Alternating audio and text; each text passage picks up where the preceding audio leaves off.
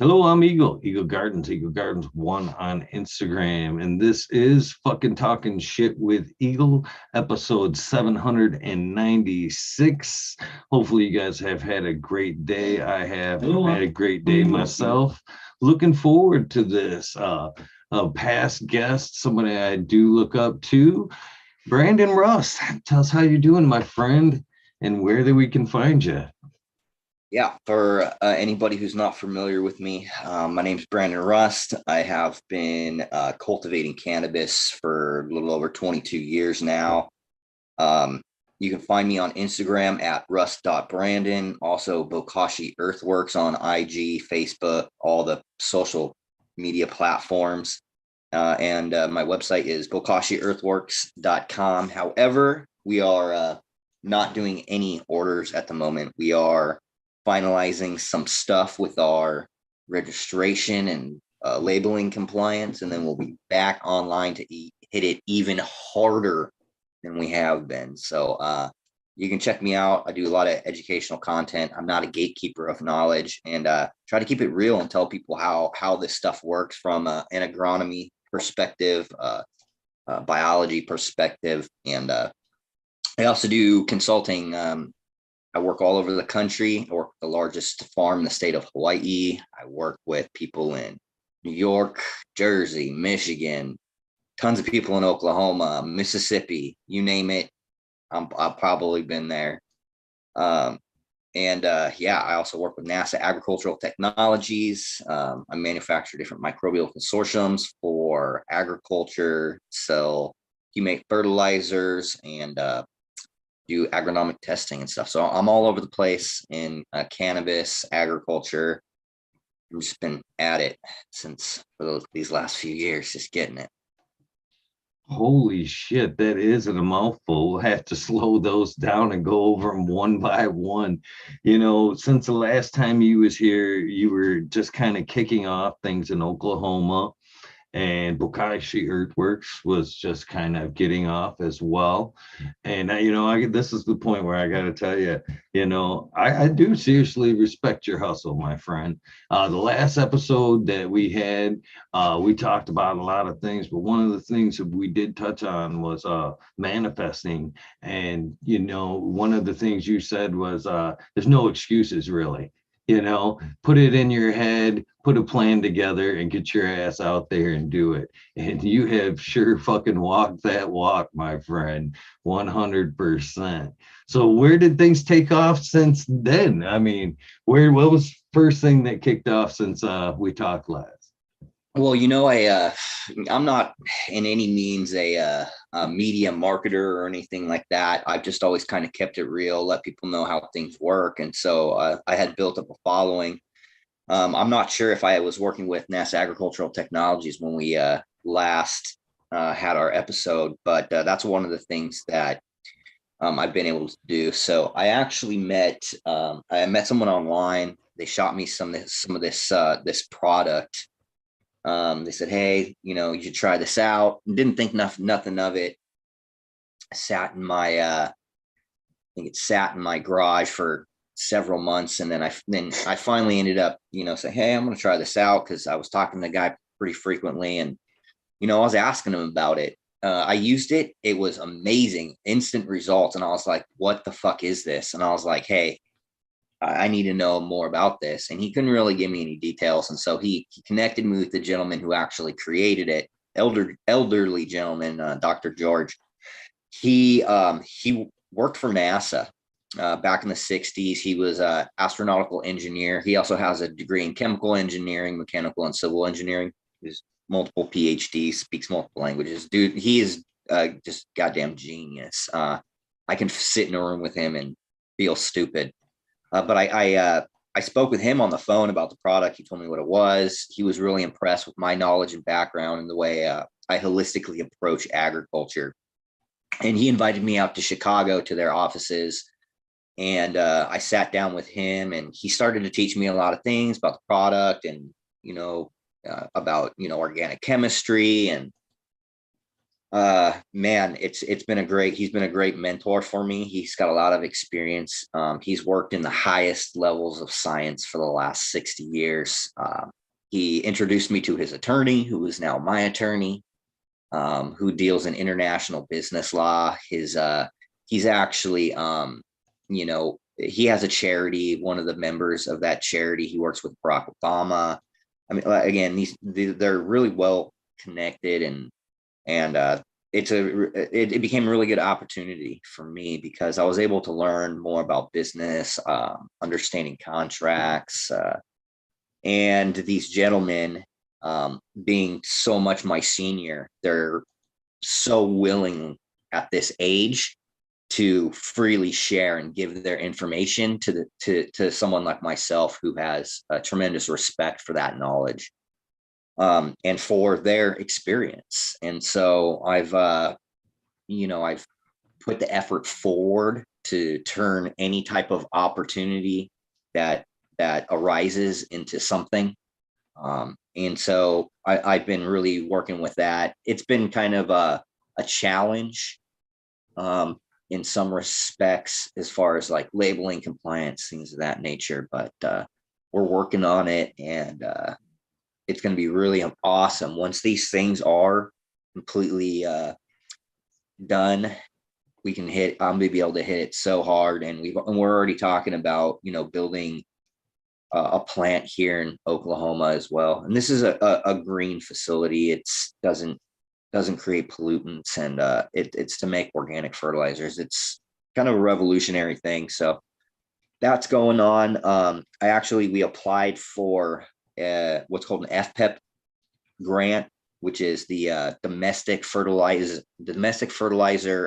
and it's sorry, I'll have to look it up again. I'm brain farting on the acronym, but it's basically to increase the domestic production and distribution of fertilizer alternatives. The USDA recognizes that chemical dependency has become a problem in agriculture, especially when large amounts of chemicals are places overseas.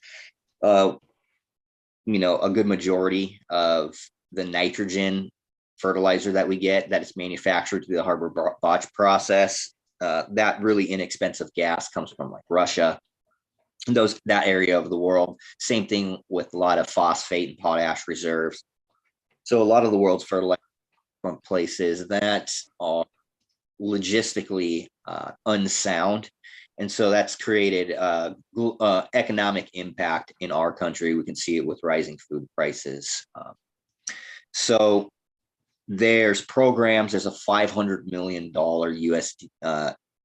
U.S. Department of Agriculture grant where they're giving out $500 million in grant money to businesses that manufacture and distribute fertilizer alternatives. These could be things like biostimulants. These could be fertilizer alternatives or biofertilizers. They could be microbial consortiums. And so Bokashi Earthworks, one of the things that we do is we've always had a focus on solid state fermentation, being able to take green waste and turn that into biofertilizer. And so, I have a partner, David, and he has, he's the person that I went to because he had a really large composting facility down in Fort Worth. And, he had the capacity and the space to scale up this green waste recycling.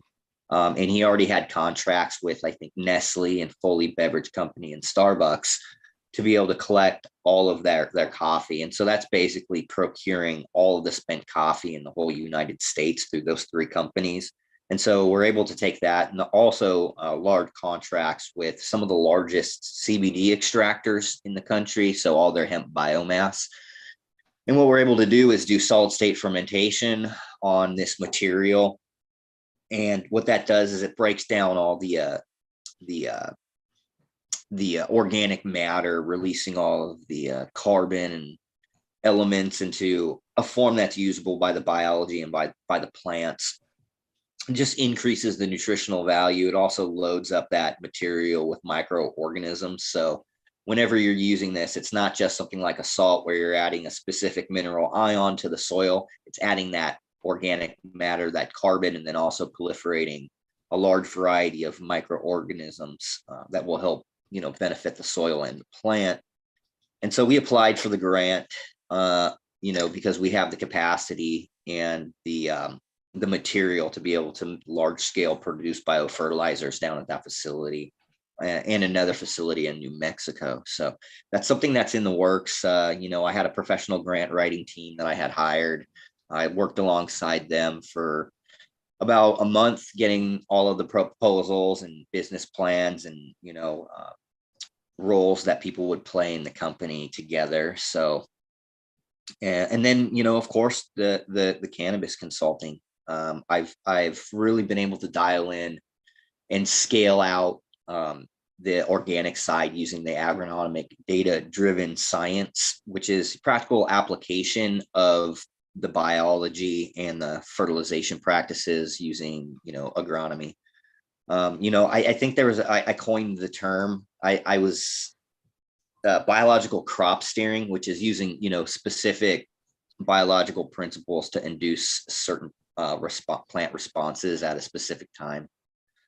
And so I've kind of perfected that and got really good results across the board with all the farms that we're working at. And they're all doing real well. They're able to decrease their overhead, their input costs. They're able to decrease their labor. And so they're able to produce cannabis much less expensive, which is great because what's happening is we're seeing a transition from from this long perceived value that it's held simply because of the legal status into an agricultural commodity, whether or not you're using it for a medicinal purpose or if you're adult use.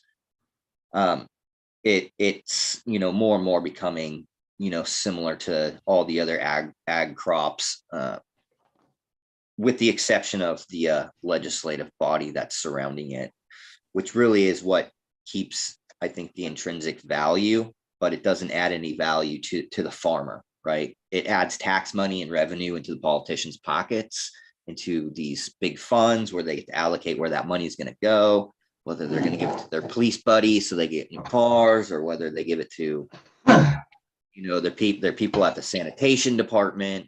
It just depends on the policies that are involved. But man, I am stoned to the bone. That bong hit right before it got me rolling. I'll tell you what, dude, this onion burger, which is Purple Kush MK Ultra, it does that to me. I think I'd like to think that says a lot right there. I'm sure you have a nice selection of fine cannabis. When you say something sets you back like that, I take that with a little bit of weight. So it's pretty awesome that you've taken the extra steps to learn the legal side of what's going on. I think that's where a lot of people in the beginning phases get screwed when taking on partners or other things like that. They don't take the time or hire the proper lawyers to kind of sift through some of the contracts and some of the stuff they're getting themselves into. So good on you for taking the time to sort through and learn. I don't. It's not so much like that. I've done well with all my networking, and I know the guy that's all he does is he goes in there and interferes with all of the legislators because he just he doesn't want to deal with it, dude. The dude's a straight up American. Like, this is American as it gets, dude. Like, he's so involved in striking down all these bullshit laws. Like, he just goes to, and he doesn't even have any skin in the game. You know what I mean? He doesn't have a license, but the dude's a legacy cultivator. He's been fucking growing out in Oklahoma for over 30 years, down in fucking, they used to call that the McCurtain County Gold. I mean, that's what that's where he comes from. And he doesn't even have a license right now. He just, like, again, he got no skin in the game, but he just goes to bat for all these businesses. And I got to know this guy, Jed Green. He actually wrote our medical program. He made it so it was inclusive. He made it so that way people could get in and not have to, do huge licensing. And now they're trying to take all that shit away from us in Oklahoma. But that's who I know. I'm able to get the information out there because he'll say, hey, this is what this is. This is what this is. Choose what you want to do. And my immediate reaction to any of the legislation is, unless it's going to be written into the state's constitution and it's going to have reasonable verbiage in there that allows for, you know, the retention of all of our rights, like our Second Amendment, you know, things of that nature, protects, you know, women and children from being persecuted for using medicine, things of that nature. I don't want it, dude, because it's just going to be a repeat. We've seen it over and over and over and over again. We have all seen it in every other state where they go and kill medical programs. And so you have to be able to hold people accountable. And, you know, I'm somebody who's always been fuck the government. I'm a fucking anarchist. I'm going to do whatever I fucking want. And I realize, you know, being a little bit older, that when I'm saying fuck the government, I'm really just saying fuck myself, and that I'm refusing to take part in what is my civic duty as an American. You know what I mean? Because when it comes down to it, the only people that can hold these people accountable is us. And we have to do it in mass, because if we don't do it in mass, then they're going to walk all over us. Because a politician and someone who wants to be in a position of power gets there with the aid of those whom they're helping. And the people that are usually lobbying and doing stuff like that don't necessarily have anything other than profit. Profit over people isn't a good business model, not in my mind. I agree. When it comes to politics and cannabis, it's hard to find a good politician to kind of get behind, because it always seems like they're just kind of riding the hype phase, and that they're not in it for the long term. They might be in it for this round, but next time around, the support may fall out. It's It's hard the to lack find a of good one. education.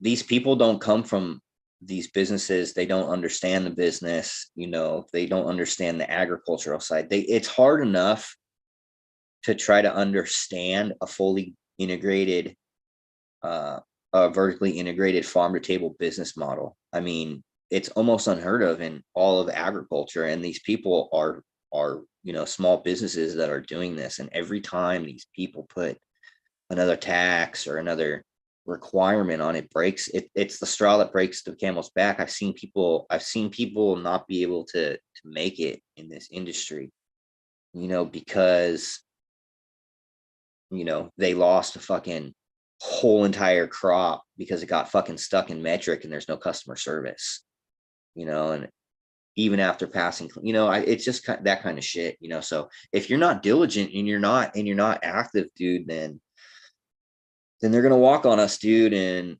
I'm not about it, dude. I'm not about like having these legislative bodies push us around. And again, I don't even have any skin in the game either, dude. I don't have a license. You know what I mean? I don't have a cult. I don't own a dispensary. I don't own a cannabis business. I'm fighting for the people that I work for or that I work with. You know what I mean? All the small businesses, you know, I want them to all be successful. I want them to all be able to pay their mortgage. I want them to all be able to feed their kids. It's important that we build community around what we're doing, because if we don't, we're going to lose it.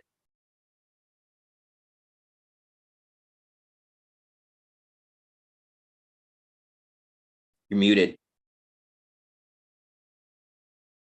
I was double muted there. uh yeah, I agree 100%. It does take a team to kind of keep pushing cannabis forward 100%. I'm curious on the getting Starbucks and stuff like that to kind of work with you on that aspect. How hard or easy was it to get, you know, the big corporations kind of involved in something like that? That's the thing. I didn't have to do it. All I have to do is network with people that already have the capacity. You know what I mean? It's not, again, when it all comes down to it, you know, they have a saying, it's called your net worth is the value of your network. You know, that's how you build opportunity, you build business relationship with people that have been there before you. You know, you can come up with great ideas and do a solid business model and say, hey, look, this is what we want to do. I want to scale this out. Can you help me out? You're going to be able to make money this way doing this if you're working with me. You know what I mean? You don't need like I manufacture and sell tons and tons and tons of soil every year, but I haven't had to pay for a single piece of mixing equipment.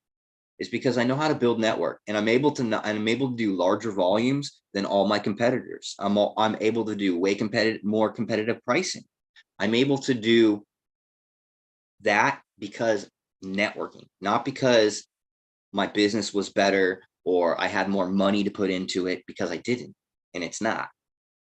It's because I'm able to network. And that's what everything is about. It's about your networking capacity and the ability to build relationships that are mutually beneficial. It's just like if you're looking at microbes, right? You have pathogenic microbes, you have opportunistic microbes, and then you have microbes that are mutualists that create synergy. And people can be the same way. You could have somebody that's pathogenic, that's energy sucker, that keeps you down and stuff like that. And you have to be able to find the opportunity to dump that kind of shit out of your life. You know what I mean? And then there's people that are just opportunistic that are hanging around. You have to create synergies and relationships with people to be able to create cohesive business plans and to build your businesses, build yourself as a person. Because I grow all the time, you know, and I have to work on it.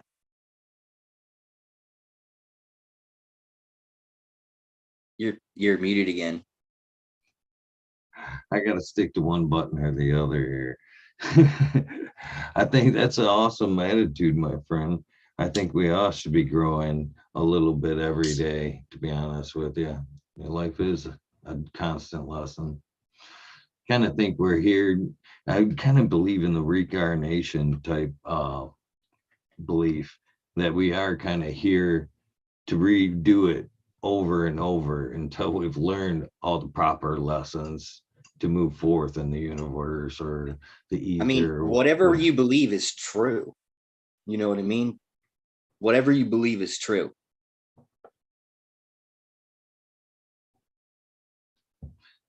That's a deep statement there. It's true though. I think there's a whole lot of truth to that.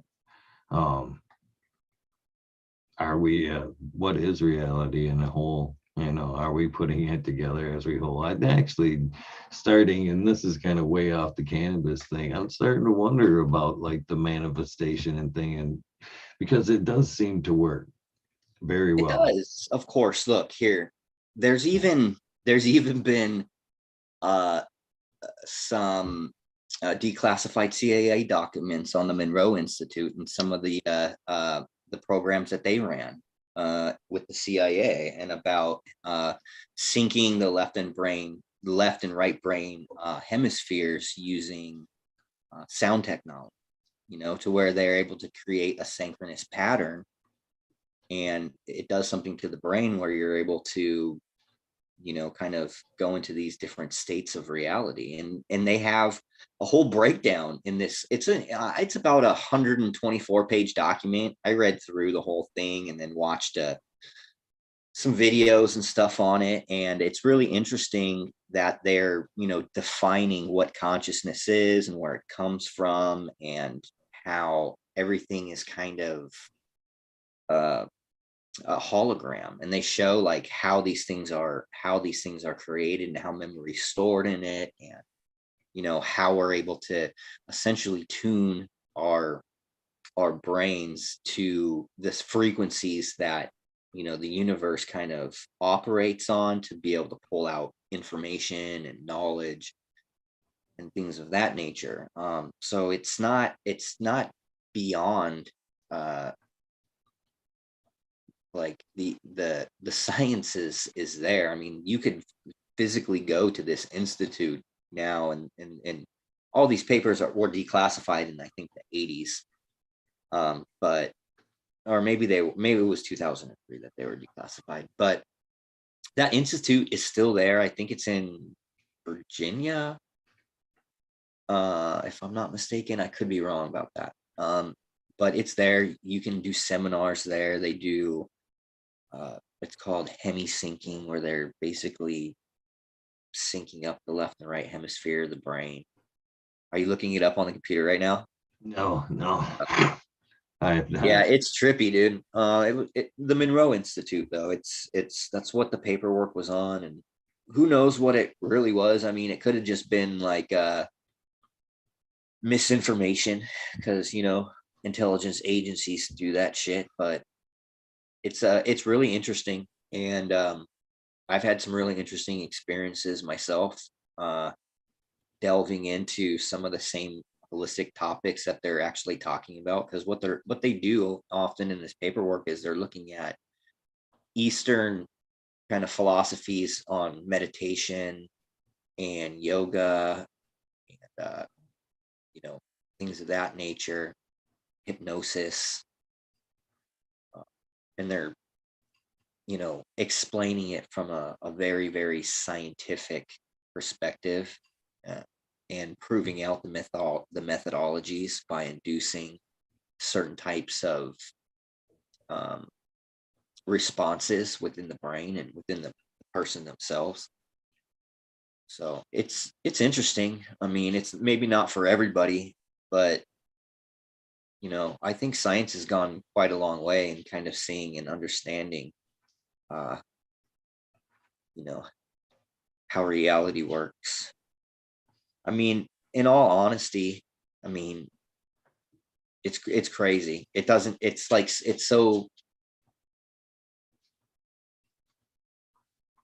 it's complex, but I think it's just because our understanding of it is limited, and it's probably a lot simpler than we think.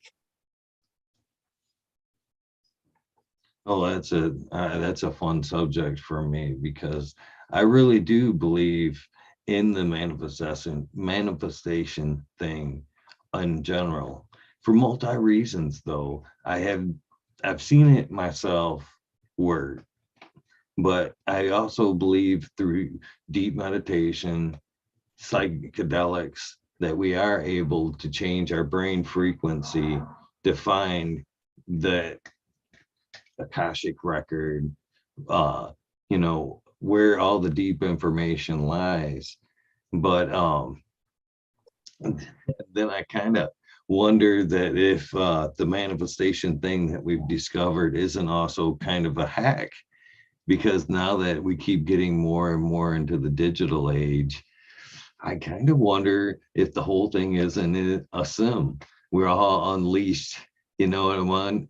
Kind of me, each one of us is serving our own reality, trying to find some answers for the master computer, playing out different scenarios. And I think almost the manifestation thing is something that we figured out as a sim to kind of hack our game a little bit and sway the outcomes. Well, I just know this.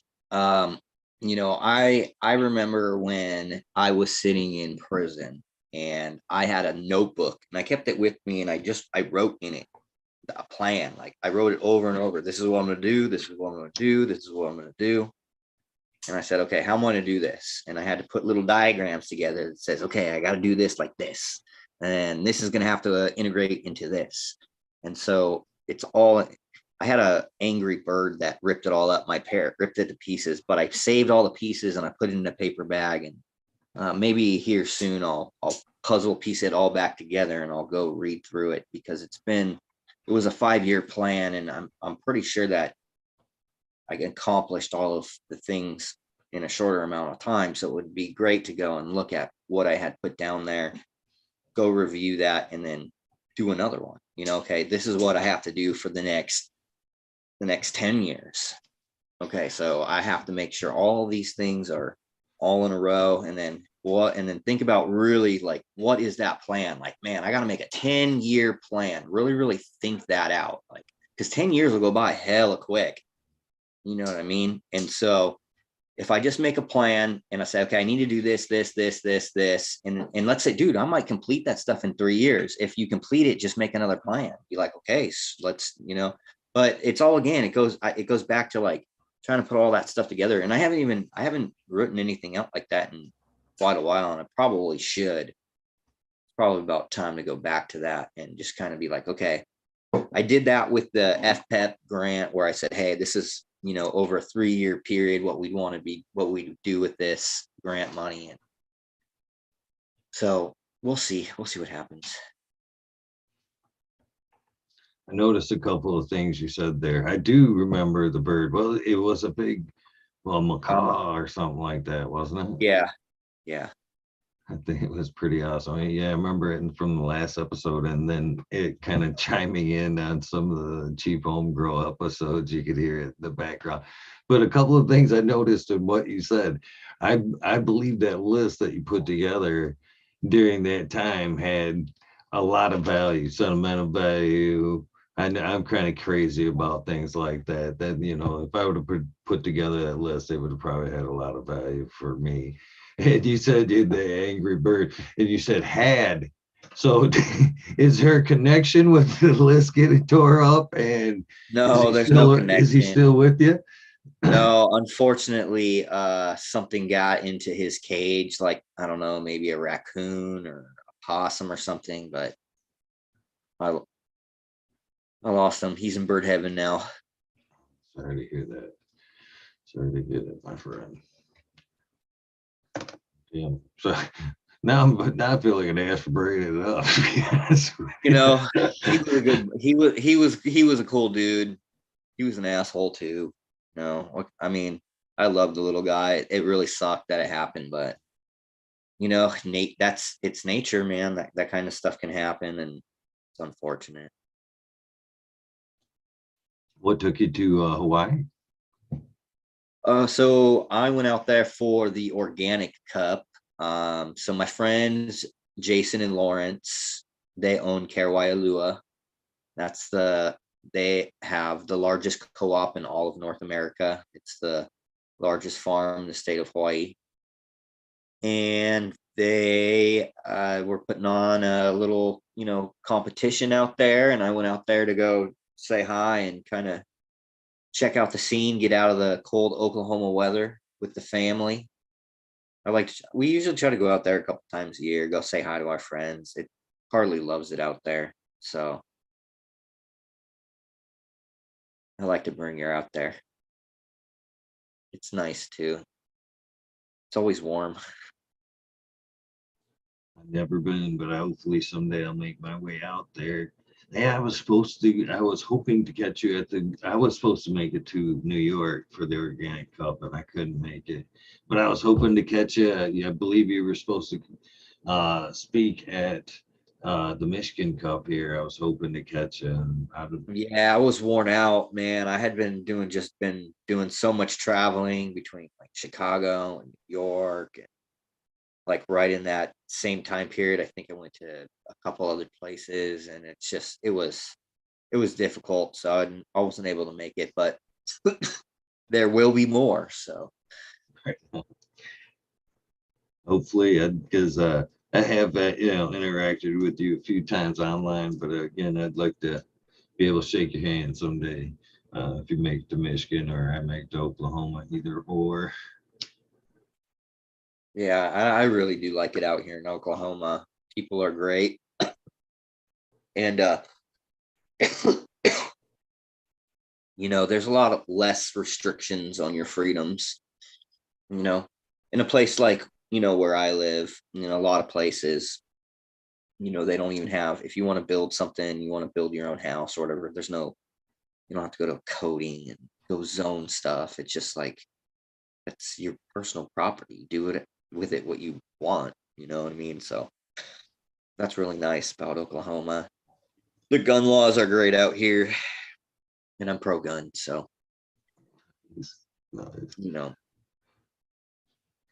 usually people don't get robbed and stuff like that around here. I mean, not that I see anyway. I've seen some botched dispensary robberies where quite a few actually. That's why people don't do it. Someone will go in there to rob a dispensary and then end up, well, not coming out. That's the consequences I think you'd have to take if you're going to do something like that. Yeah. So, go ahead. My bad. Oh, go ahead. Go ahead. I was going to get back into the composting thing. That's pretty awesome that, again, you're smart enough to kind of source and be able to utilize some, hopefully, grant money to use that, get that going. How long before that's kind of going full tilt?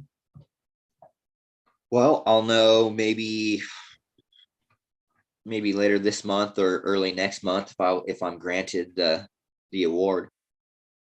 It would be great because it's $3 million. That's some pretty decent seed money. Yeah, I can really do some stuff with that. Like we have a plan all built out. It'll be awesome. We're gonna just be able to bring in all this organic biomass, turn it into organic fertilizer. Because of On the cheap too. We're gonna be able to produce this stuff super cheap. It should be way more cost effective than conventional fertilizers. And you get to rebuild carbon, you know what I mean? So technically we're creating, a carbon positive business model where look at the end result is also, there's going to be carbon tax credits that we get because we're be able to measure the amount of carbon that we're actually putting back into soil. Because if let's say we have 80% carbon by mass, that means every 800 pounds of 1,000 pounds of fertilizer is going to be carbon that's going into soil. So we'll be able to utilize that, I think, as well. So there's a lot of really awesome ways that we'll be able to build this thing, because when you start getting tax credits, you can exponentially grow your business much faster and scale that out with less tax repercussions.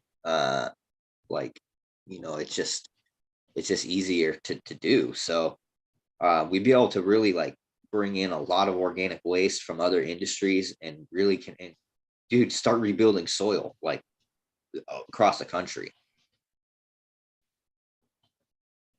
I mean, it's a rad business to be in, because it's like I get to do bioremediation while increasing the health and health of food crops, the nutritional density of those food crops. If you have complete nutritional fertilizers, when you're not just adding NPK, you get all the other minerals in there, in the food that goes into your body. You get more amino acids, you get more enzymes, you get more organic acids, you get more lipids and fats and fiber and everything, all the good stuff.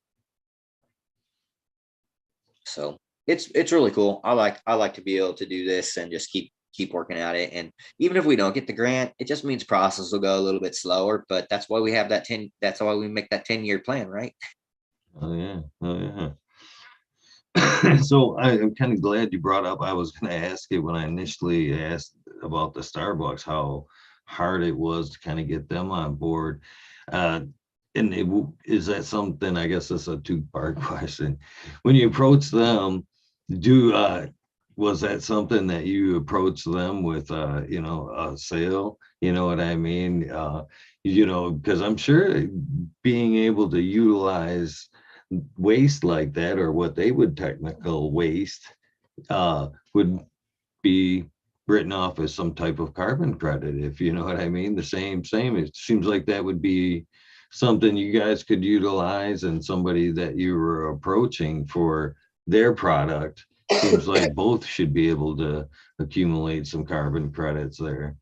So the way that the waste disposal kind of works in these industries is that it still has to be trucked, which means that there's going to be a cost associated with it. Now, if you're lucky, which hardly ever happens, they'll pay you to dispose of their waste, but that's usually not what happens with waste in industries. Usually there's somebody that can use whatever it is for something else. In this case, they already were using this for in the turf grass industry, as an additive to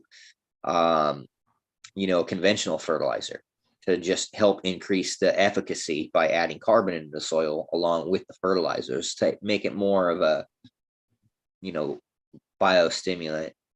Not saying that that's a bad thing or a good thing, but that's what they were doing. And so there's already uses for this, and so it's just saying, hey, if we allocate this to this, whether it's, the base for because, the base of my soil is a coffee compost. It's coffee, a small amount of manure, and alfalfa. And the great thing about this is that it's so carbon heavy that it's able to just keep running and running and running. As long as you're, like, all the people I work with, they all do testing. They test their soil. I look at it, say, hey, add this, this, and this. Typically when you get more runs in, you're adding less and less, and you're just kind of doing nutrient balancing where you're just, need a little bit of this because we're back in veg, yada yada. We need to add a little bit of this because we're going into flower.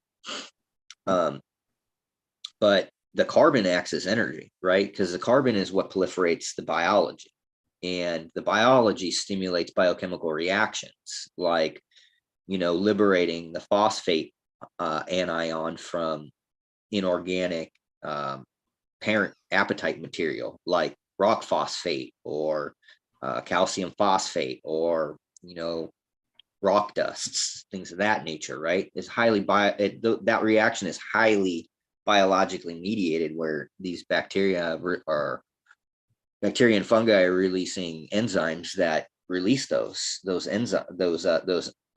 phosphate anions. Nitrogen is another highly biologically dependent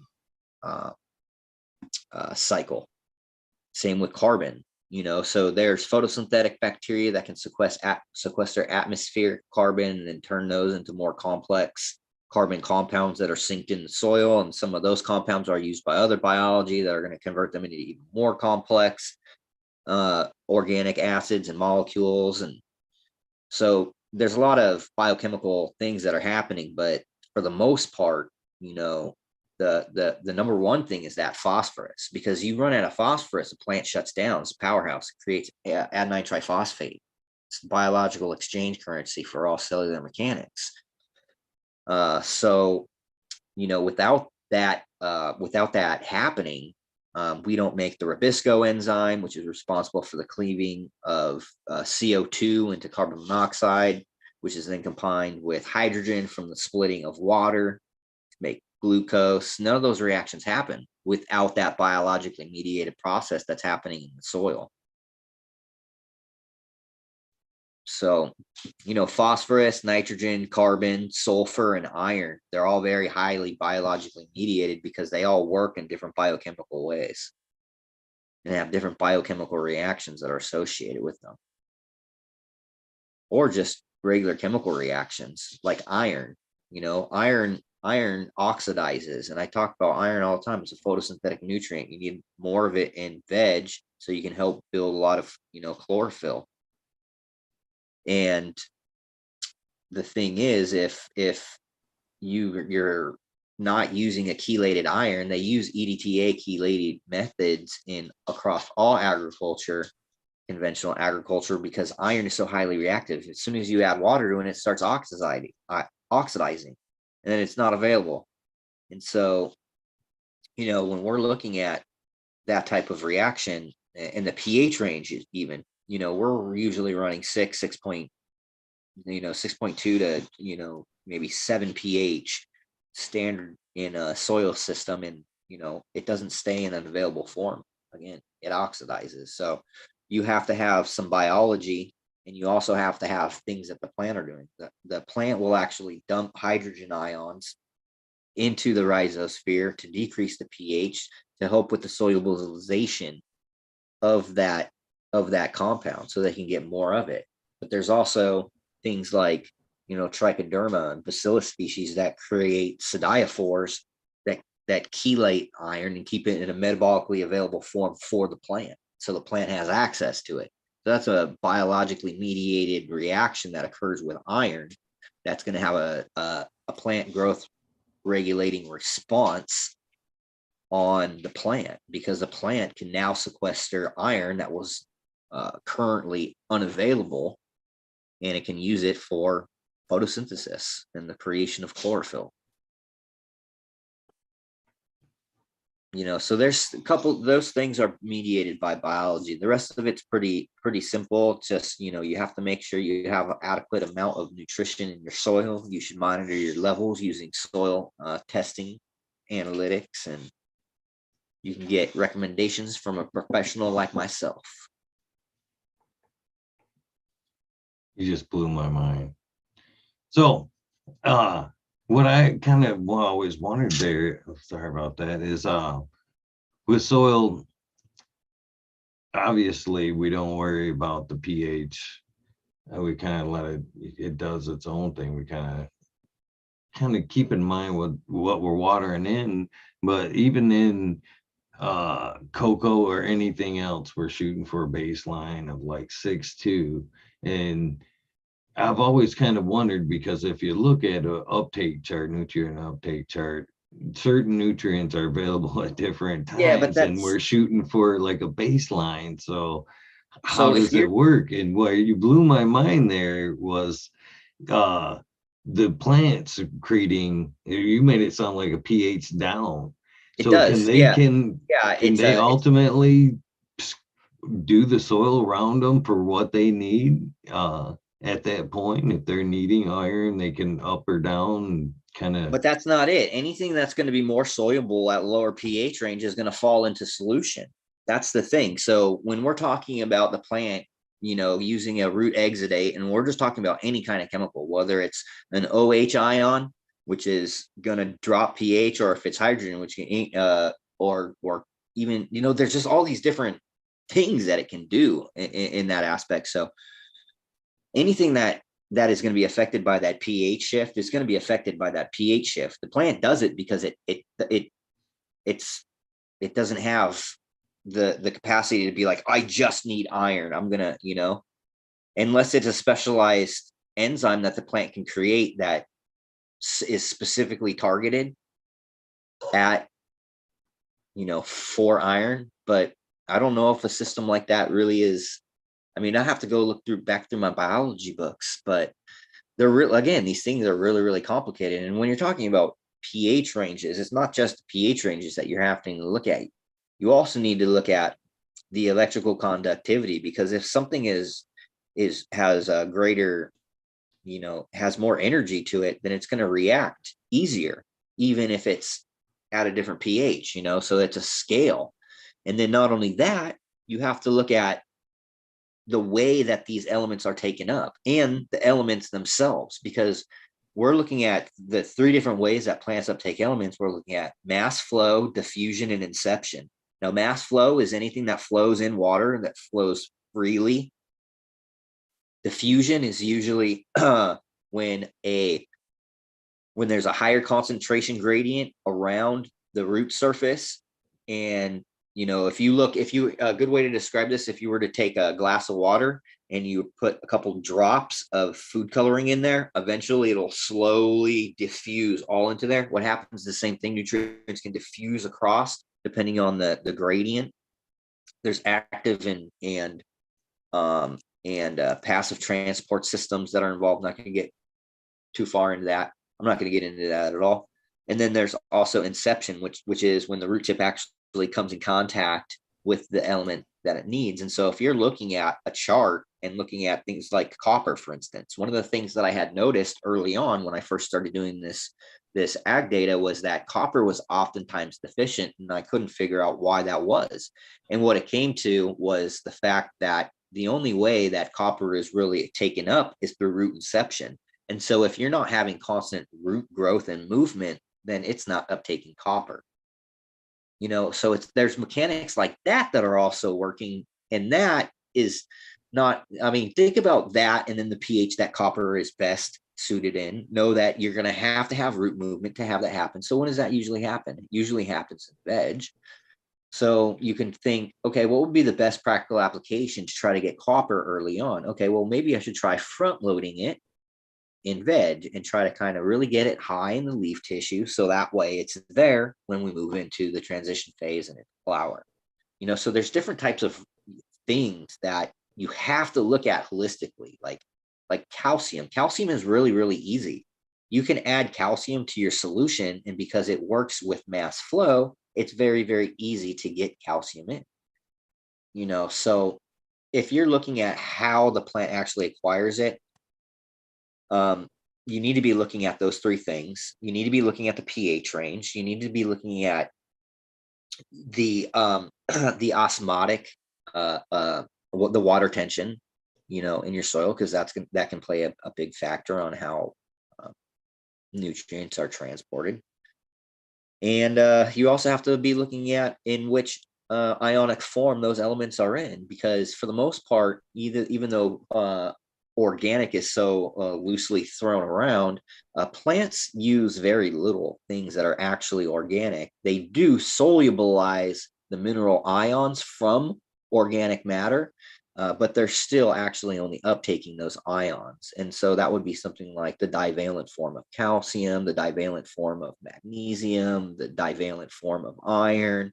And then you're going to be looking at um, the phosphate anion, H2PO5, nitrate or ammonium.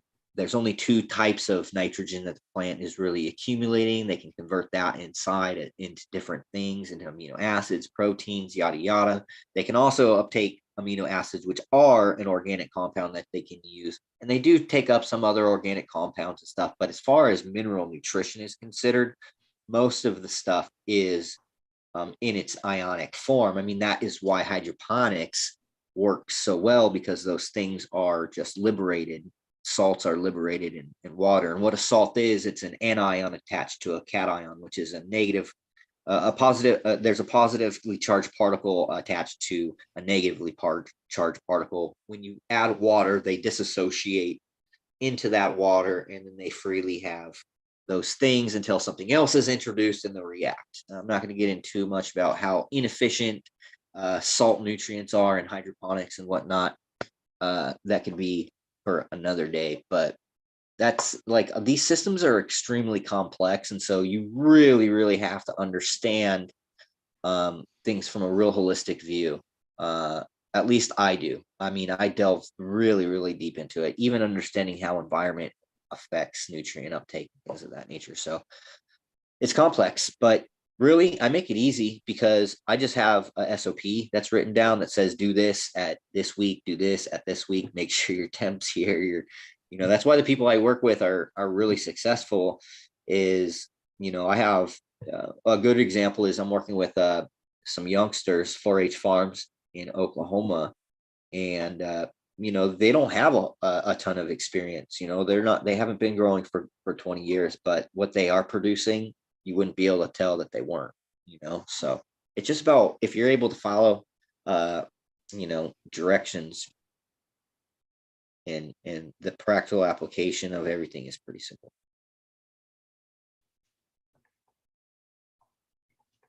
Anymore, I once kind of considered organics being something that was a naturally broke down nutrient available to the plant.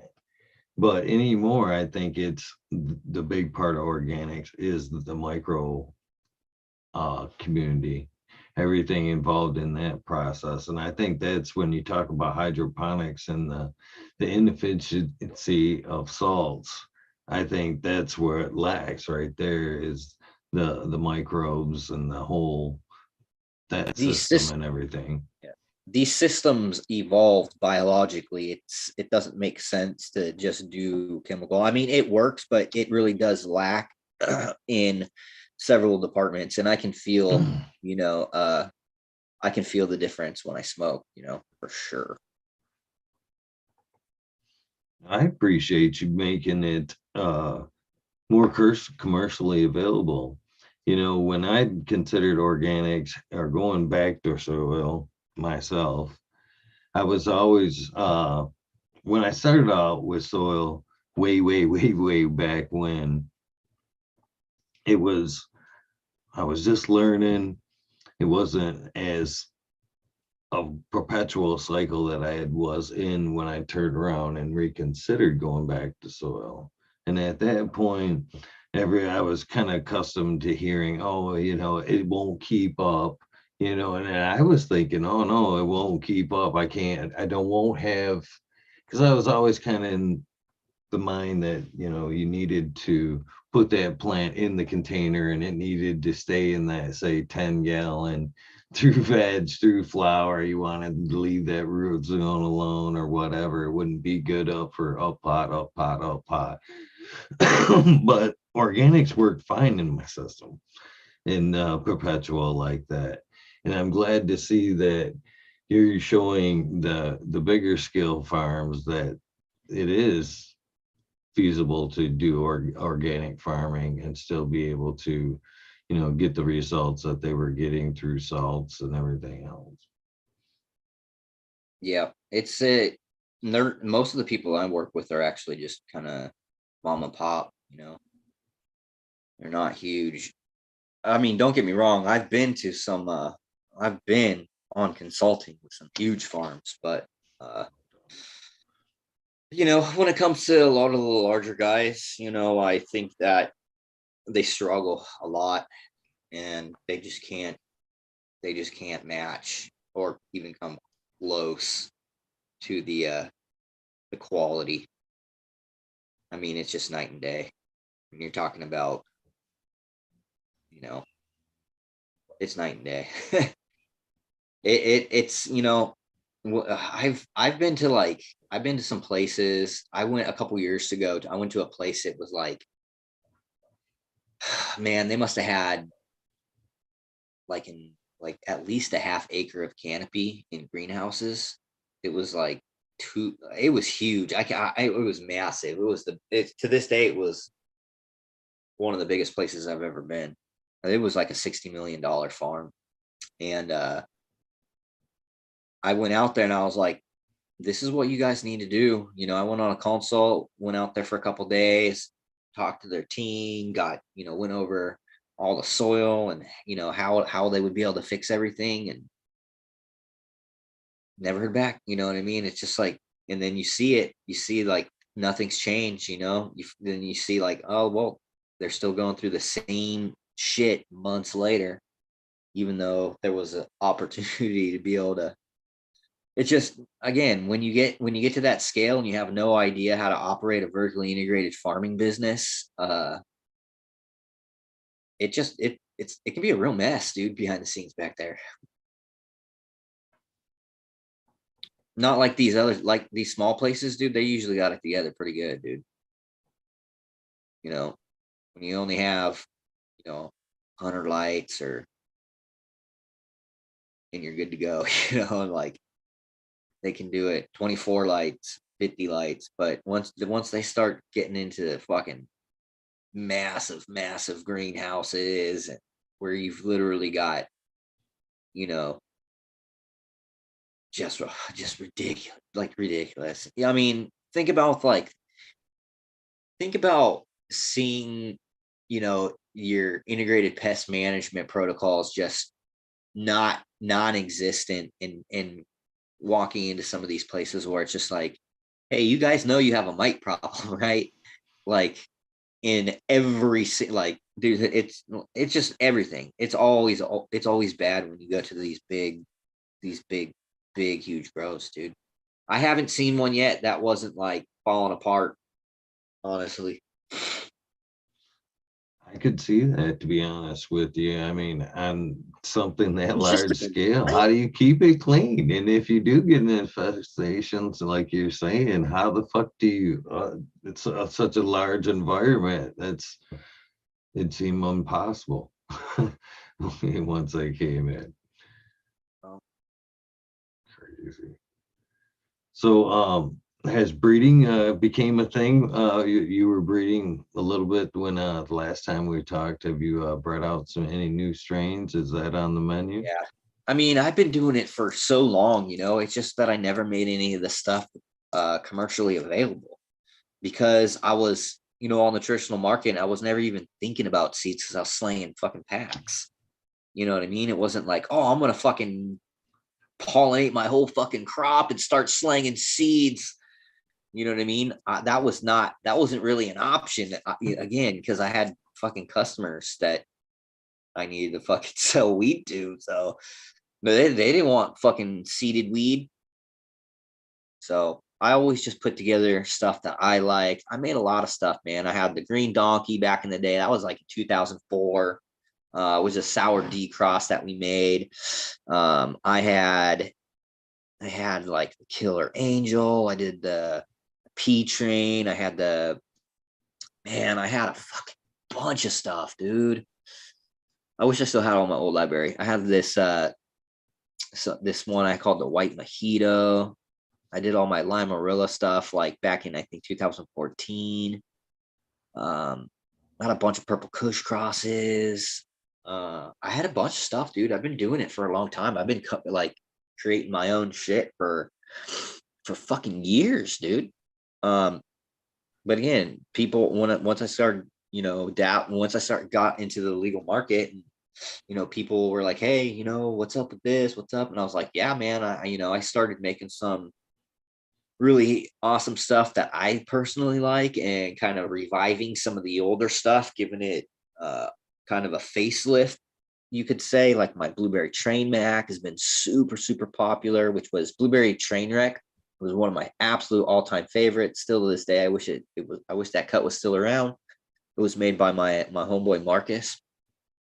And he did a bunch of blueberry crosses. He did the Blueberry Romulan, the Blueberry Bull Rider. He did the Blueberry Trainwreck. He did some other the Blueberry Skunk #1. Anyway, but he took that Blueberry Trainwreck cut that he did in 2003, crossed that to MK Ultra, and he never even released the seeds in like I think it was like 2008, 2018. In at 2018, he shot me like 2,000 seeds or something of just all this old stuff, Super Silver Haze crosses, MK Ultra crosses, and some of the stuff that he had made. And so I brought back some of that stuff. I did the Malawi Dog F2, which is OG, was a 90s Malawi crossed to Chem Dog. I did F2 of that. I did what else did I do? I did a bunch of stuff. I did some Gorilla Glue crosses. I did the Lime 1 BX crosses. And then I did my Limelight. I did my Limarilla times Mac V2. I did the Black Lime Reserve times Limelight. And then I did a bunch of BLR crosses with my buddy last year. I gave him all of my selections and I was like, take this one to this one and all of these ones. And so we made I have my male BLR is a fucking stud. And I'm going to do the Limarilla V2 because I have my Gorilla Glue cut. I'm going to flower it out with my male BLR. And then I'm going to probably put that BLR also on my Afghani Bull Rider. And then I do have some stuff that I haven't released yet, but what is it? I have some Bigot OG times Black Lime Reserve. I have a White Truffle S1 type times Black Lime Reserve. And then I have a Wedding Cake BX4 cross to my Limelight as well. So I have a couple things that I haven't released yet. I actually just pretty much just sold out. There was like 5 packs left, but I shut the website down temporarily right now while we get a bunch of stuff all ready for like ramping up our production, starting to go out into like retail and all that stuff. So yeah, that was a favorite though. I F2 I did open pollination on the F2 Blueberry Train Mac. Let that out, and that was the last one that I did.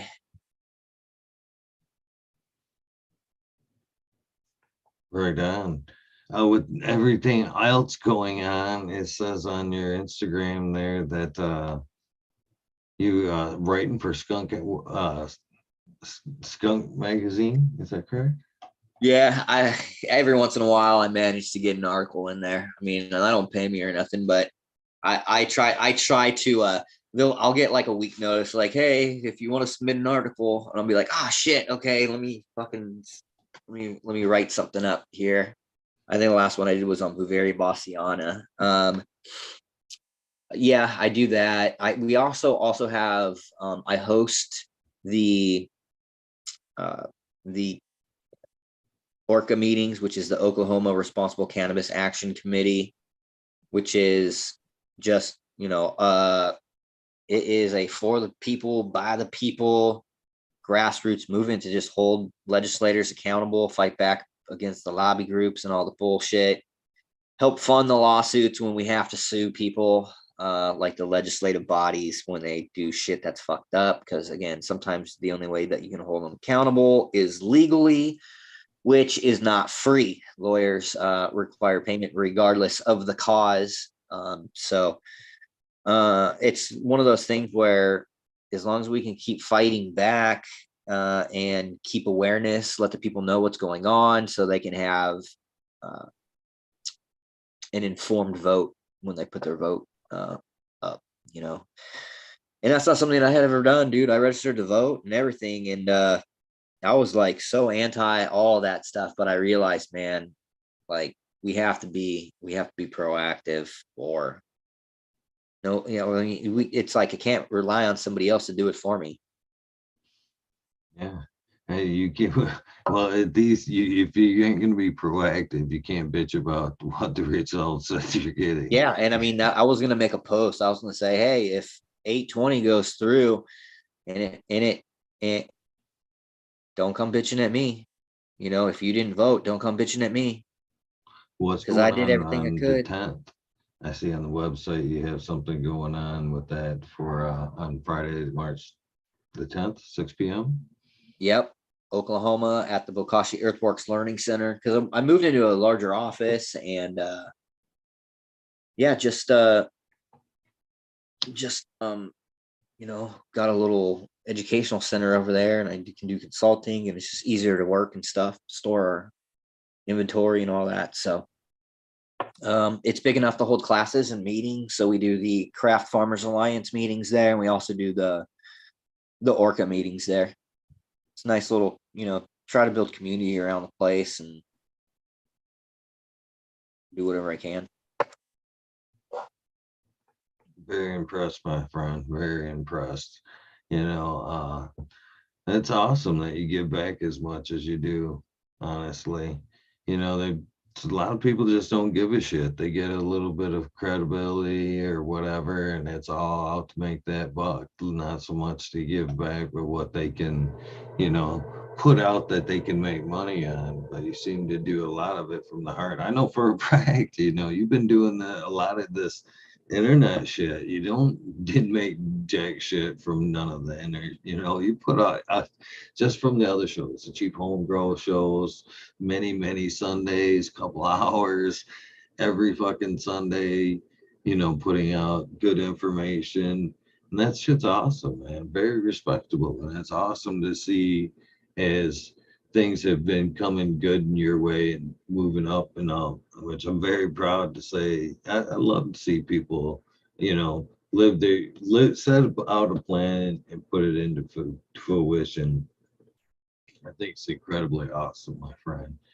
And not only that, I've seen in chat when you said when you asked me if I was looking up about what we were talking about with through the manifestation, uh, I was actually reading chat. And THC Garage was giving you huge thanks. He's in Oklahoma. I wanted to thank you for all of the shit you do in Oklahoma. So much respect to you, my friend, man. You're busy, and you still find a couple of breaths to fucking hang out with me and fucking, keep giving back. Yeah. Very respectful, my friend. Yeah, this is just what I do. This is the way that I know how to. get myself out there and let people know what's going on, and it's a responsibility that I just I took on just because somebody's got to do it. Can't all just gatekeep knowledge and not share experience. And I think I just have I have a lot to offer, so I figured I should probably share it, whatever I can. Man, just so that, good. Tonight's been a good example alone. You've went into a few deep dives on organics here tonight, and then this was basically an update. And I learned something tonight. I learned some shit tonight, brother. And even in chat, it was like, this is awesome. It's nice to, actually get some good knowledge, and it's awesome, man. What you do, it really is. Much Well, respect I for you. appreciate all the people that support too, because again, it's not just me. There's a lot of people. A lot of people are involved with everything that's going on, so people around me make the difference. I got good people around me. Anything new through the Bokashi? Any new products? I think I seen something on the carbon products there that wasn't there Yep. That's last the time we smart talked. carbon.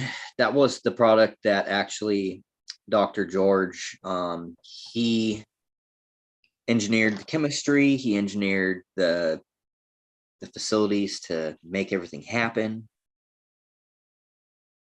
So it's his brainchild, it's his baby. I'm just introducing it to the US and hopefully beyond. Again, just working on all that crazy labeling stuff. But yeah, that's a really great product. Also the Kiaha. And the Kiaha that I have is actually sustainably harvested down in Chile. It's from regenerative farms, which is great. Love the fact that it has such a great starting origin. And it's cold pressed, so it doesn't lose. If you're familiar with Kiaha, I can give you a little bit of information on what that is.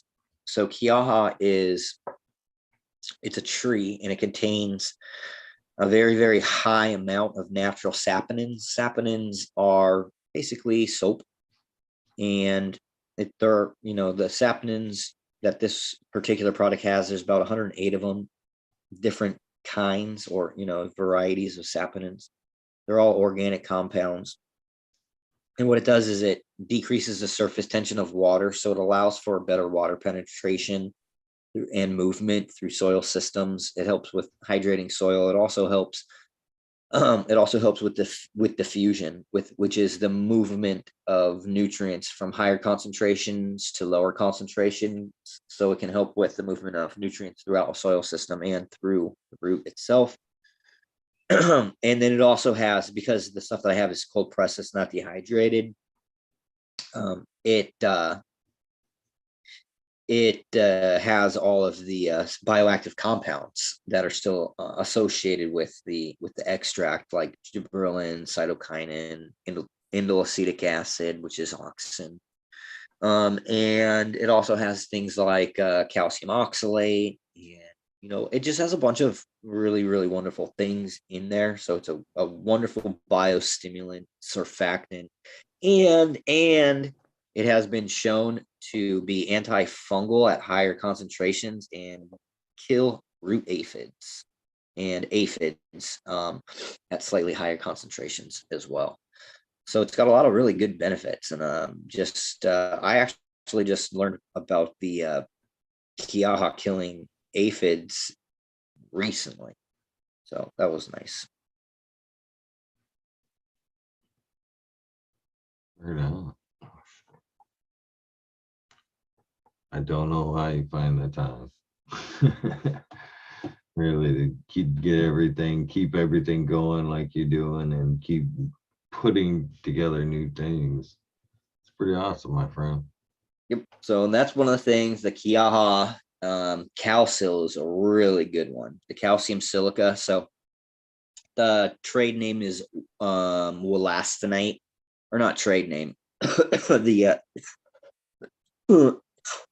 the I guess it would be the what it would be classified under, the chemical wollastonite, but it's essentially calcium silica mineral. It just comes out of the ground, and it is a metal silicate, and it's great because it's used as a pH stabilizer. And I know that you had mentioned pH earlier, and what happens typically in these peat-based systems is they acidify pretty quickly and the pH will drop. And so having, something like high calcium ag lime, or in this case, calcium silica, it helps with adjusting pH and keeping that pH from dropping, and it stabilizes that. But also it has the added benefit of, adding more calcium to that system along with available silica. And so it is so inexpensive. It's typically $1 a pound, or sometimes even less. So you can buy a 50-pound bag of this stuff for cheap. And it's really, really great because, I use it in my fertigation program, and we use it for front loading calcium and just to pump everything. And it works super well. And I didn't realize how well it would work until we all started doing it. And we're having phenomenal results with it. And so I was using, gypsum before as my main calcium source, and I was doing the front loading with that. But the issue is that every time you use gypsum, you're adding sulfur as well. And so sulfur would start to compound, and the levels would be higher than the target. And once you start getting too high, whenever your soil dries back, it causes really extreme osmotic stress, having that higher sulfur in there. And so it can cause a lot of stress, and it looks like salt damage. It looks like can look like nutrient deficiencies. And so if you're trying to do dry backs for crop steering, it doesn't work well. However, if you're using calcium silica as your calcium source, you don't have that issue. So you're able to do your dry backs a little bit more without having that negative stress factor associated with it.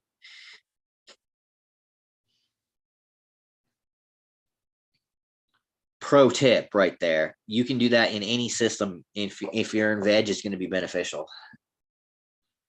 Right on, right on. Right on. That's an interesting topic all in itself right there. Using gypsum. That's always something I've wondered about, like dry amendments, when to necessarily, and that's the confusing part. When is the breakdown? When will it be available? If I do it it's now, available immediately. Yeah. So here's the thing. There's a big misconception about the availability of nutrients when it comes to organics. And the things that are typically used in organics, there's three things that are typically used, right? Meals, which are going to be things like blood meal, feather meal, soybean meal, alfalfa, kelp meal, karanja meal, neem seed meal, yada, yada, yada, all your meals, right? Now, so for meals, those are actually the only things that are organic. By definition, they're associated with carbon. When you add those in, you're adding carbon. So they do have some solubility of the nutrient. Now, it depends on what you're adding and why you're adding it, though, because you need to be looking at that specifically. Typically, when I'm looking at a meal, I'm looking at nitrogen, because nitrogen is highly biologically mediated. And what happens is that you can add nitrogen into a soil as like raw nitrogen, urea, other forms of actual nitrogen, but you only get about maybe 15, at most 20% use efficiency out of it. The rest of that stuff evaporates because it's cycled and it is off gassed into atmospheric nitrogen, because that's how biology works. It could also be leached out really easily out of a system if there's too much water. So the slow breakdown of nitrogen is a good thing, and you actually want that, because too much applied nitrogen at once isn't really doing anything. It's just wasting money.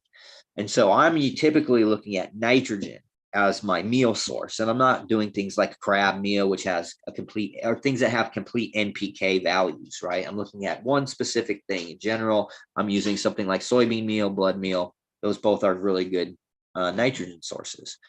Now, if we're talking about phosphorus, typically phosphorus is associated with minerals, and the only type of meal or organic compound that you can really get phosphorus from is going to be bone meal, and maybe some other meals as well. Crab meal has some in it, but if we're looking at like bone meals is going to have the highest amount of phosphorus, but they'll always be associated with calcium also. So anytime you're adding a phosphorus input, unless you're adding a chemical, you're getting calcium, whether it's your crab meal, crustacean meal, whether it's bone meal, whether it's calcium phosphate or rock mineral, it's always going to have calcium associated with that phosphorus. That's the nature of phosphorus. At high pH levels, the phosphate anion bonds to calcium. It's just part of chemistry. So you're always going to find that. So you have to be aware that if you're using if you're trying to supplement for a phosphorus input, that you could also be adding in a bunch of calcium. And you have to remember that calcium is antagonistic to magnesium and potassium. So if those levels aren't balanced properly, you can run into issues with the uptake of either three of those things. And then the other things we're going to be usually talking about is mineral elements, right? Like rock minerals, azomites, rock dusts, calcium phosphate, soft rock phosphorus, things of that nature, right? Where they're not technically organic because there's no carbon associated with them, yet they're natural. They come into the earth and they're giving some type of nutritional profile, bringing some type of nutrition into the soil system itself. Typically calcium, maybe a small amount of micronutrients, usually not enough to suffice for what the plant needs, and then usually phosphorus. So calcium, phosphorus, maybe some micronutrients, okay? And then the other thing we're looking at is natural salts. And when I say natural salts, there are natural salts. Epsom salt is it can be found in its natural form. Gypsum is a natural occurring element. Things like zinc sulfate and sodium borate. Those are all different types of just elements that come right out of the ground.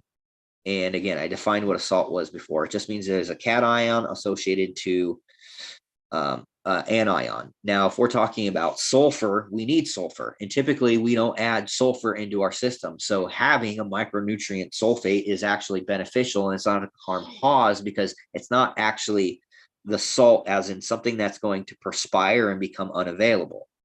When we're looking at chemical fertilizers and what we're thinking of as salts, we're usually thinking of things like sodium and chloride and elements that actually react with each other. They disassociate from solution, and you'll see them as like buildup on your media and stuff like that.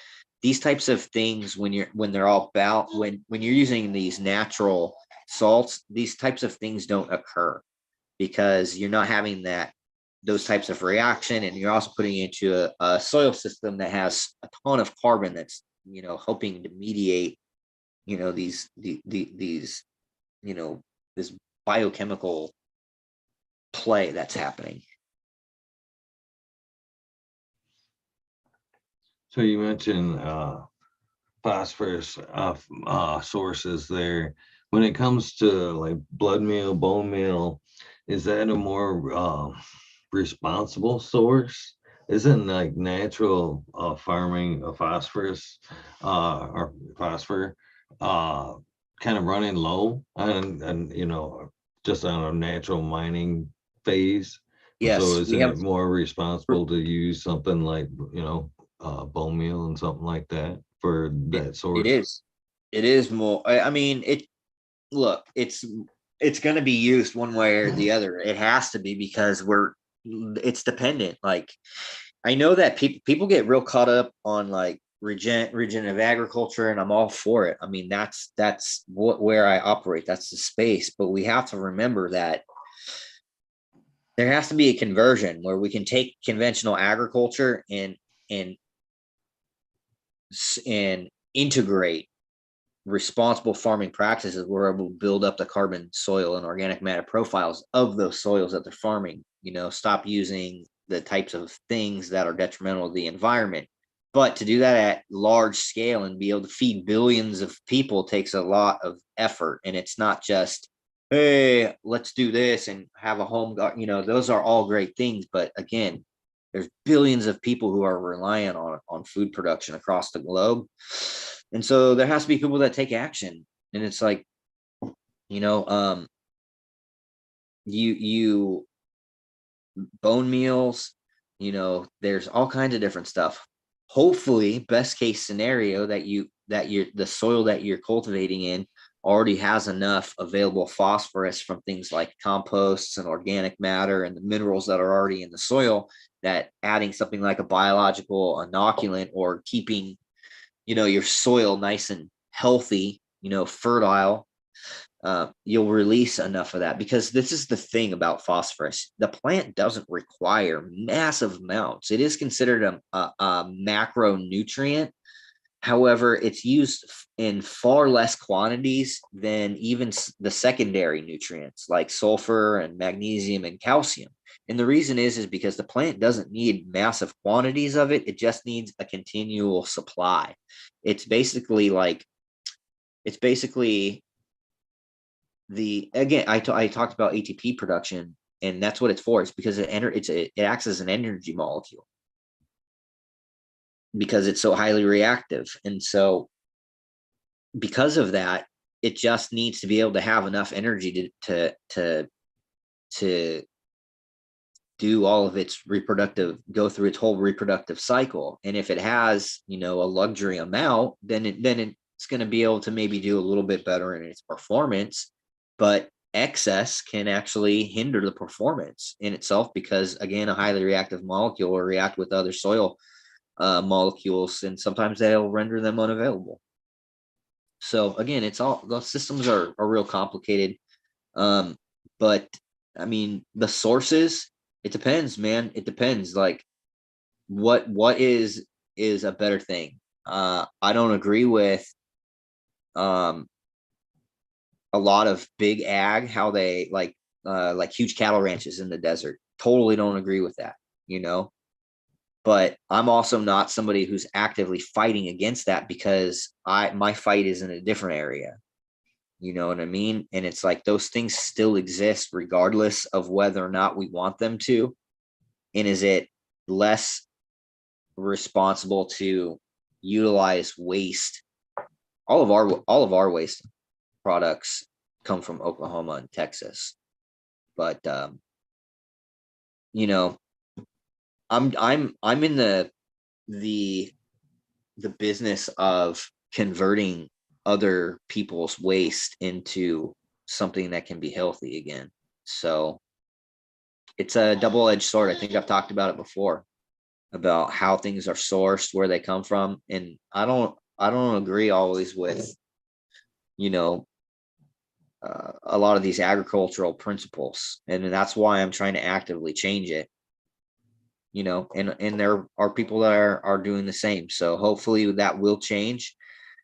But yeah, I use animal products. Some people don't like it, but I use it in my soil. Really just bone meal. Uh, I'm no way offended myself. Chiba Man and Chad is asking, is there such a thing as too much calcium? Man, it's not really. I mean, you can offset the percentage to where you're like maybe not getting enough magnesium, or you're not getting enough potassium. But man, I've seen tissue. I went out, actually, the highest tissue that I saw was actually Mendo Doughboys. Went out to NorCal, and I went out and hung out with them for a little bit, and I, you know, was teaching them a little bit about soil testing and the agronomic side of things. And they sent in leaf tissue analysis and soil samples and stuff like that. And I went over with them, and you know, I think they had like 8% calcium in tissue. And in my mind, you're like banging it out at 5.5. And so when I saw 8, I was like, God damn, I've never seen fucking levels that high. But I didn't see a negative impact on the plant. So I think that that's really good to see that.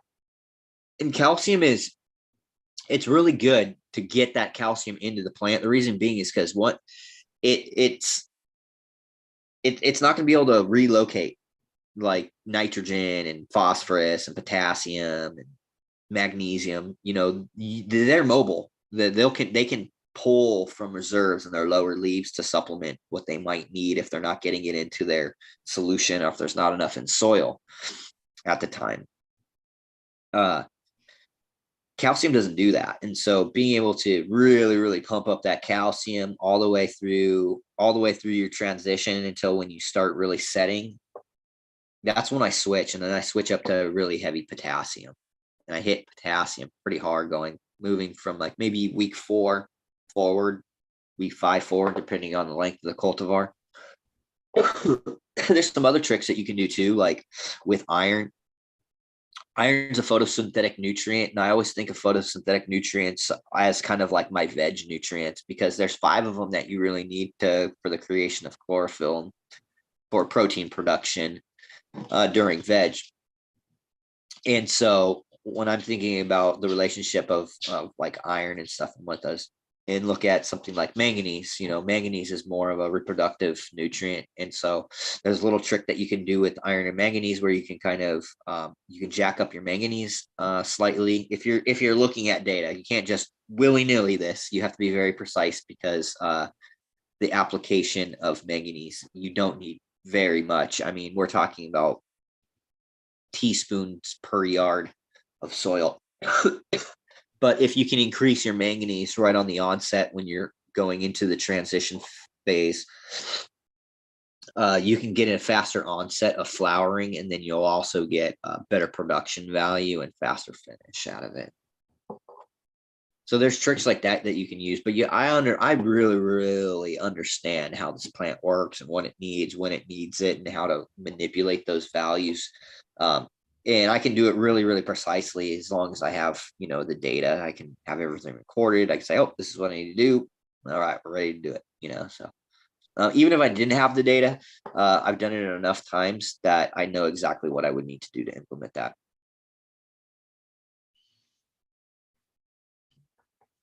That's awesome. Was it a tough transition from going from hydroponics and learning the different toolboxes?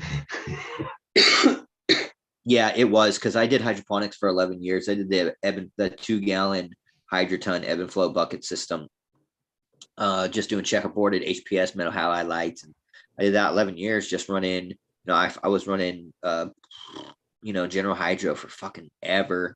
I tried a couple other things here and there, but always just running that GH program, maybe a little Floralicious in there. And then the last hydro program that I was running was House and Garden, and that's when I switched to House and Garden nutrients for soil. I switched over to soil. But then, prices started to drop 2014. Shit started to get kind of wacky in San Diego with the prices. And then I had to figure out, man, I got to fucking make more money. This nutrients costing me an arm and a leg. I was running like 11 different fucking things. And then I switched over to organic, struggled a little bit, realized I didn't fucking know anything about fucking plant biology or the way plants work. So I had to fucking teach myself everything I knew from then on. But I had the experience with the plant already. So I knew what deficiencies looked like. I knew, I had all that under my belt already. I had all the experience that I needed. I just relearned everything. And then when I came out here to Oklahoma, then I learned even more because then I taught myself agronomy. You know what I mean? And that was game changer because I have data going back fucking 3.5 years now of just straight tests on fucking I got thousands of fucking tests. I've done so many goddamn tests. It's ridiculous. I've probably done more of those tests than anybody I know, maybe except for Soil Doctor. And so I know what I'm looking at. I can look at something and just know what to do. It was great. But yeah, I taught on myself everything I know. I was just getting ready to say that's one thing I remember from the last episode that you were said that you weren't afraid to uh, chase a rabbit hole. If you were looking into something and you came across something that you were unsure of, a word or something, process that was involved in the process, you weren't afraid to chase that, take pause, find out about that process, and keep looking into the process that you were chasing. That's pretty awesome that you take time to take chase the side of rabbit holes, and chasing a Yeah. different rabbit hole, I guess.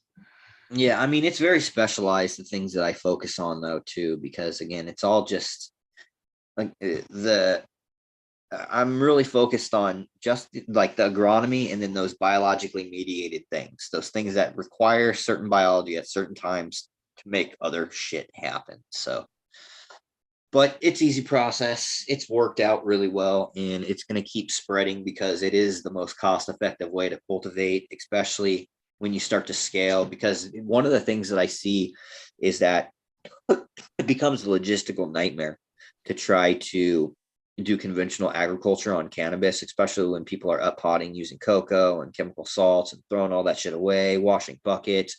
The labor is just, it's fucking ridiculous. There's a ridiculous amount of labor. There's a ridiculous amount of waste.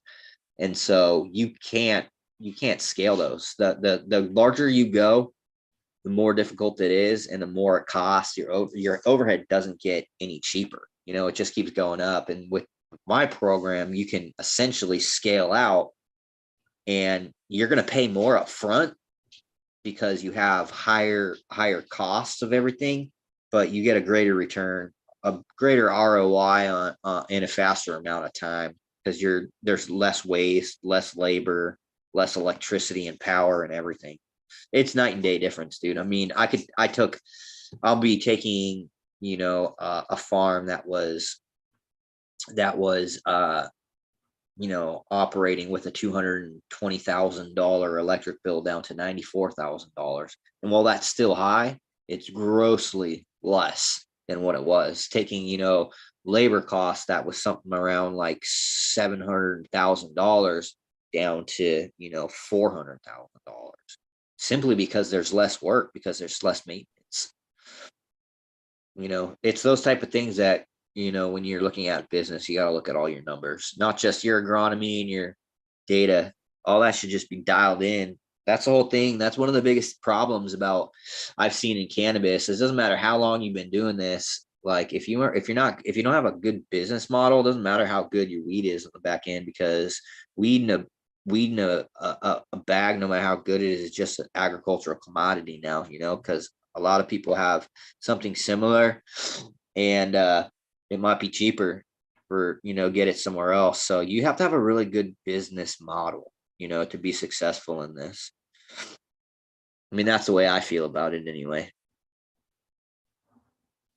The back So end, if you're always focused just on the back end, then you're probably neglecting your marketing and your distribution and your branding and your accounting and your labor and there's probably numbers that you're not focusing on that could really be where your profit actually lies. And it might not even actually lie on, oh, I need to, have, like, because everybody obviously wants the best, right? But what is really good is just have something that's really good. Doesn't need to be the best in the world, but it's consistent. And people know what they're going to get every single time, because that's what brands are built off of. I think people don't often look at it like that. That's how I see it, because obviously I do want to be the best. I'm going to strive for that. It's a great goal, but I need consistency. I need to do the same thing over and over and over, because if not, I can't build a brand. I can't have a good business model. And it's not just cannabis. Look at the day and age we live in. You have to be visible across social platforms. You have to have branding and marketing. You have to do your website optimization. You have to do all the business stuff that is required for an actual business if you're going to run a business. And you're going to have to do twice as much, 3 times, 4 times as much if you're running a vertically integrated business. So you kind of inadvertently touched on a subject that I'm weirdly passionate about right now, even though I'm not even a fucking breeder. But I'm really because you mentioned the word consistency. I think that's going to be real important across the board. Um, for strains, for medical use, uh, if it is beautiful, it is a beautiful plant that we can find different plants of different phenols that kind of work a little bit better for one person than they do the other. But it even for that one person, consistency is key in their medicine. So I'm like in breeding now, I've been kind of been an advocate for proprietary. Um it kind of always every time I hear somebody ask about a strain and their next question basically is what's the makeup, I'm like, you know what I mean? Can't you appreciate it for what it is?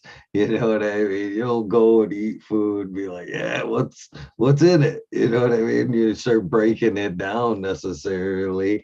Enjoy it for what it is. So like in breeding, I'm kind of hoping for when I say proprietary times proprietary, I'm hoping in that breeding process things will be bred out not to the early stages where there is a variety, but it'll be bred out more towards this is this is the product. You pop out 1,000 seeds, you're gonna get,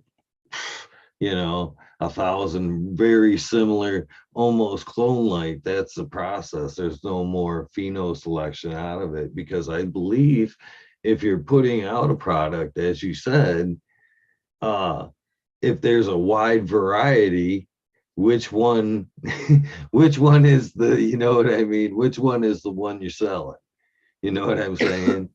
Where's the Yeah. consistency that in there? So what's your thoughts on that? Well, here's the thing. When you're talking about F1 hybrids, you're usually going to get a little bit more diverse profiles. But if you're doing line breeding, I think that's if you are looking for something consistent, you say, hey, this is exactly what I want. Look for somebody that's doing line breeding because they've bred that for specific characteristics. Like my Limarilla, I'm doing line breeding on that. I'm doing line breeding on that blueberry as well, right? The F2 is an open pollination. It's an open pollination with 4 female and 2 males. And the reason I did that was because I'm going to be growing out a lot of the F2 population. And the reason I'm doing that is so that way I can find the characteristics in that wider diverse of population. And because I believe that when I select out of that wider diverse population for those characteristics, when I do future line breeding, I'm going to be able to get more consistent those characteristics as I bring it to F3 and F4 and beyond, is because I'm looking for something specific. Now, I found really great profiles in the F1s, found a lot of stuff I liked. That was really what I was going for. And so I'm keeping that open. But again, opening it up the diversity, I can really pick out and find. I feel like I'll be able to find some really, really cool stuff on my hunts and those. And so I'll pick from the selections. But yeah, consistency is key. People do want consistency. I think that's why things like that's why people like feminized seeds so much, because you usually get more consistency, that in that way when you have something reversed onto itself. The genetics is just comes from one parent as opposed to you know uh two different lines. You're going to have less diversity. You're going to have more of that characteristic that was the original. This is one of the things too that I think as people were more serious about putting out a consistent product in there, there would obviously be some questions from, like, say you wanting to breed with somebody else's stuff, right? And You mentioned the last time, respect. That's people gave you genetics because they seen the respect in you that you would give them the tip of the hat, or what I mean, give them credit where credit was due when you were working with it. And I think that would still exist even more so over because then if you approached a breeder, say you decided to work with that strain, and they had seen that you were doing the same, you know what I mean, quality breeding, putting out a decent product. And I think if you went to them at that point and said, hey, I'm thinking about working with your, X, uh could you tell me a little bit more about it? And I think that would be super easy to develop a relationship and kind of find out what you needed to find out with that breeder at that point. But I think in general, I think it would be kind of good, honestly, to do it.